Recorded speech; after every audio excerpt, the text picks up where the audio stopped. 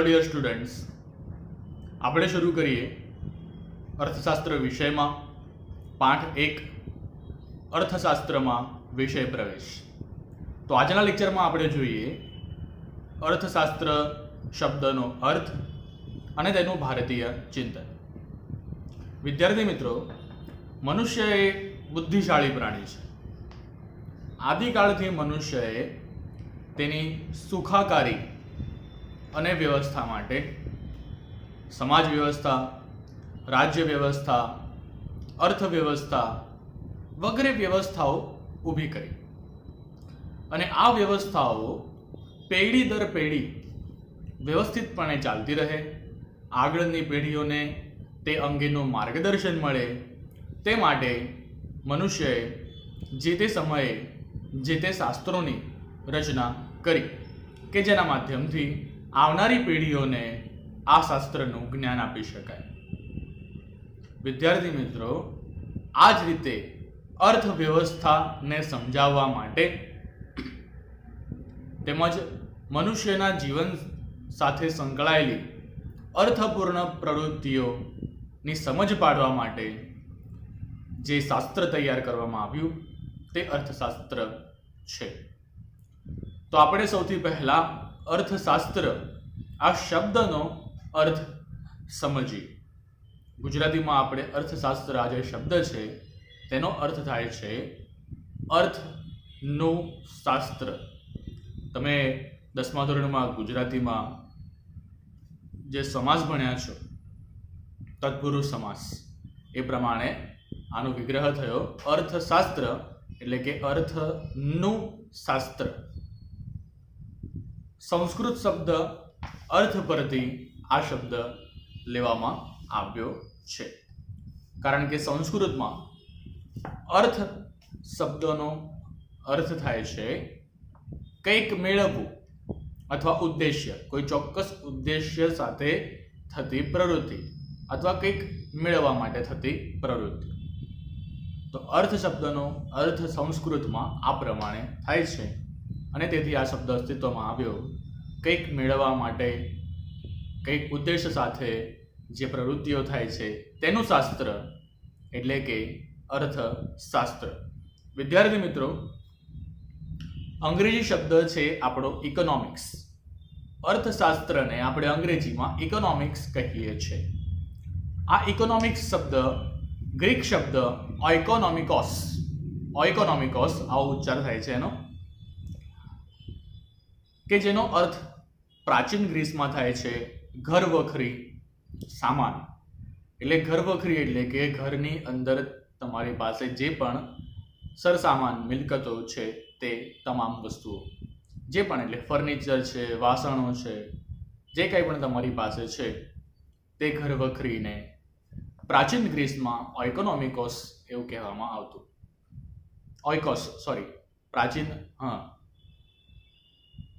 વ્યક્તિગત માલિકીનો હોય તેને ઓઇકોસ કહેતા અને તેના વ્યવસ્થાપન કરવાની રીતને નોમોસ કહેતા। તો આપણે ભારતીય અર્થ પ્રમાણે જે સમજ્યા આપણે કે અર્થવ્યવસ્થા માટે રચાયેલું શાસ્ત્ર એટલે અર્થશાસ્ત્ર, એટલે અર્થની વ્યવસ્થા, અને એટલે સંસ્કૃતમાં જેનો અર્થ થાય છે કે ઉદ્દેશ્ય કે મેળવવું કે પછી સંપત્તિ, તો એ માટેની વ્યવસ્થા એટલે અર્થશાસ્ત્ર। તો અંગ્રેજીમાં પણ એ જ પ્રમાણે છે। અંગ્રેજી શબ્દ જે છે ઇકોનોમિક્સ, કે જેનો ગ્રીક શબ્દ પરથી મેળવવામાં આવેલો છે ઓઇકોનોમિકોસ।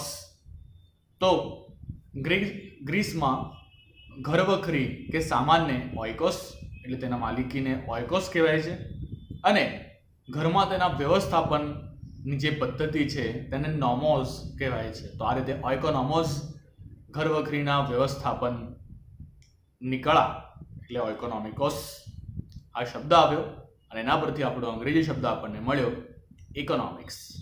તો આ છે અર્થશાસ્ત્રનો ગુજરાતી શબ્દ તથા અંગ્રેજી શબ્દના અર્થ।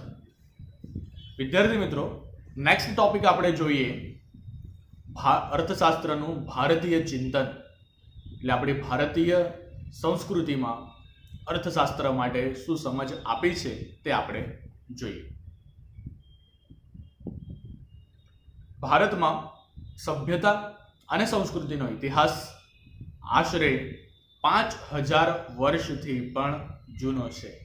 ભારતમાં સંસ્કૃતિનો વિકાસ, સમાજ વ્યવસ્થા ઓલમોસ્ટ 5000 વર્ષોથી જોવા મળે છે. માટે જ ભારતીય તત્વચિંતનમાં માનવ જીવનના વિવિધ પાસાઓનો અભ્યાસ અને માર્ગદર્શન જોવા મળે છે. વિદ્યાર્થી મિત્રો, ભારતીય સંસ્કૃતિમાં વેદોમાં 4 પુરુષાર્થ વર્ણવવામાં આવેલા છે: ધર્મ, અર્થ, કામ અને મોક્ષ.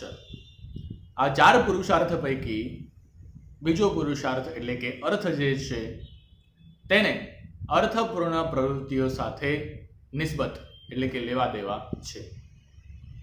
આ પુરુષાર્થ અર્થને આપણા વિષય અર્થશાસ્ત્ર સાથે લેવા દેવા છે. કેમ? કારણ કે અહીં અર્થ થાય છે.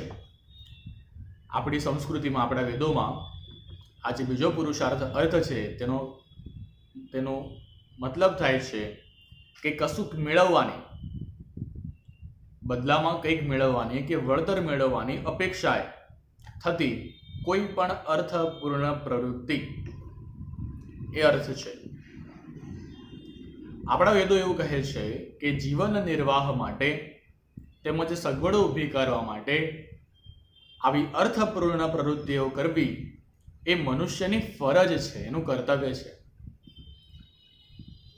તો આપણું ભારતીય અર્થતંત્ર, ભારતીય અર્થશાસ્ત્ર એ આ મુદ્દાનું ચિંતન કરે છે કે મનુષ્યએ જીવન નિર્વાહ માટે તેમજ અસ્તિત્વ ટકાવી રાખવા માટે અર્થપૂર્ણ પ્રવૃત્તિ કરવી જોઈએ. 2500 વર્ષ પહેલા અર્થશાસ્ત્ર નામના પોતાના પુસ્તકમાં કૌટિલ્ય, કે જેમનું બીજું નામ છે ચાણક્ય, આમ તો એમનું મૂળ નામ વિષ્ણુગુપ્ત છે, પણ ચાણક ઋષિના પુત્ર હોવાને કારણે તેઓ ચાણક્ય તરીકે ઓળખાય છે અને કૂટનીતિના પ્રણેતા હોવાને કારણે તેઓ કૌટિલ્ય તરીકે ઓળખાય છે.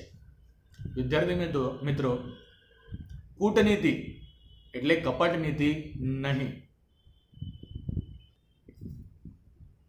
તો કૂટનીતિનો અર્થ થાય છે ચપળ અને હોશિયાર રાજનીતિ, સખત સિદ્ધાંતો અને નિયમો સાથેની. તો કૌટિલ્યએ 2500 વર્ષ પહેલા આશરે અર્થશાસ્ત્ર નામનો ગ્રંથ તૈયાર કર્યો. તેમાં એમણે માનવીની આર્થિક પ્રવૃત્તિ માટેનું ચિંતન રજૂ કર્યું. આ સંદર્ભમાં કૌટિલ્યના મતે મનુષ્યની વૃત્તિ અર્થ છે. કૌટિલ્ય એવું કહે છે કે મનુષ્ય કોઈ પણ કાર્ય કરે છે તો તેની પાછળનો ઉદ્દેશ્ય અર્થપૂર્ણ જ છે. કારણ કે મનુષ્ય કોઈ પણ કાર્ય પોતાનું અસ્તિત્વ ટકાવી રાખવા માટે કાં તો જીવન નિર્વાહ માટે જ કરતો હોય છે. કૌટિલ્ય એવું કહે છે કે મનુષ્યના વસવાટવાળી ભૂમિ પણ અર્થ છે. હા, મનુષ્યએ જમીનનો ઉપયોગ, ભૂમિનો ઉપયોગ એક તો તેના વસવાટ માટે કર્યો, તેની જરૂરિયાત પૂર્ણ થઈ એટલે આ એક અર્થપૂર્ણ પ્રવૃત્તિ થઈ, અને આ જ ભૂમિ ઉપર એણે ખેતી જેવી પ્રવૃત્તિનો વિકાસ કરીને પોતાના આહારની વ્યવસ્થા પણ કરી. એટલે કૌટિલ્ય કહે છે કે મનુષ્યના વસવાટવાળી ભૂમિ અર્થ છે.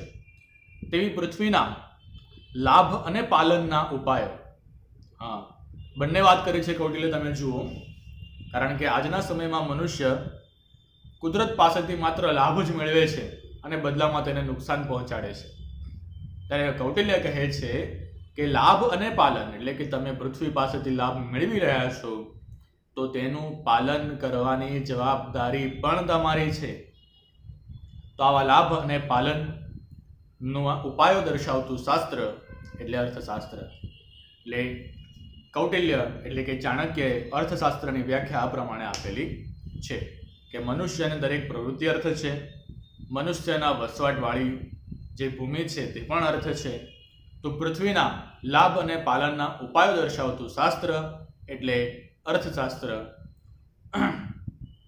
તો આ પ્રમાણે તમે જોઈ શકો છો કે ભારતીય સંસ્કૃતિમાં કે ભારતીય તત્વચિંતકો અર્થને માત્ર સંપત્તિ પૂરતું મર્યાદિત રાખતા નથી, પરંતુ મનુષ્યનું જીવન નિર્વાહ, તેનું અસ્તિત્વ ટકાવી રાખવા માટેની જરૂરિયાતો અને પૃથ્વી અને કુદરતના પરિબળોનું સંરક્ષણ સાથેની વાતો, જીવનલક્ષી વાતો એટલે તત્વચિંતનને પણ કેન્દ્રિત કરે છે. તો ભારતીય તત્વચિંતકો આ પ્રમાણે અર્થશાસ્ત્ર માટે ખૂબ વિશાળ મત ધરાવે છે. તો હવે આપણે આ પછીના લેક્ચરમાં જોઈશું કે પાશ્ચાત્ય સંસ્કૃતિના અર્થશાસ્ત્રીઓ એમણે અર્થશાસ્ત્રને કેવી રીતે વ્યાખ્યાયિત કર્યું, ખૂબ મોટા પ્રમાણમાં આ વિષય કેવી રીતે અસ્તિત્વમાં આવ્યો અને કેવી રીતે તેની ચર્ચા થવા લાગી. આપણે નેક્સ્ટ લેક્ચરમાં જોઈશું. C you in the next lecture. Thank you.